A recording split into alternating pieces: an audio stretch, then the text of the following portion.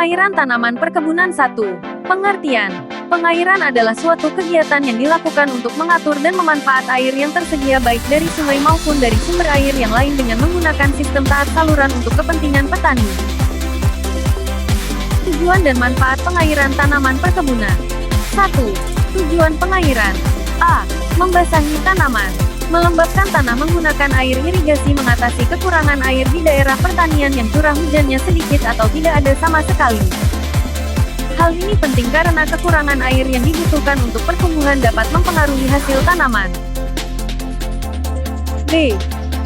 Menyuburkan. Menyuburkan adalah untuk menyediakan banyak air, yang tujuannya selain untuk membasahi, juga menyediakan zat-zat yang berguna bagi tanaman itu sendiri. C. Sesuaikan suhu. Tanaman dapat tumbuh dengan baik pada suhu yang tidak terlalu tinggi maupun terlalu rendah, tergantung dari jenis tanamannya. Bersihkan tanah atau singkirkan hama.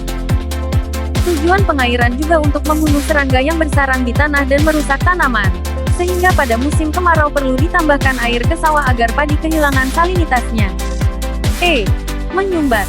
Menyumbat atau yang bisa disebut polmatase diairi dengan tujuan untuk memperbaiki, mengangkat permukaan tanah. F. Meningkatkan persediaan air tanah. Tujuannya untuk menambah pasokan air tanah untuk kebutuhan sehari-hari. Hal ini biasanya dilakukan dengan cara menyimpan air di satu titik, agar air bisa meresap ke dalam tanah dan akhirnya bisa digunakan oleh mereka yang membutuhkan.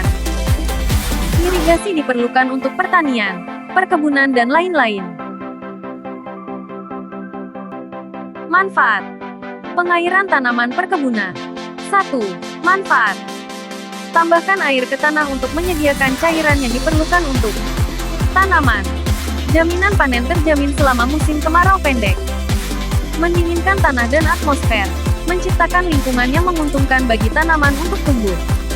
Untuk mencuci dan mengurangi garam di tanah. Untuk mengurangi resiko erosi tanah. Untuk melunakkan bajak dan gumpalan tanah.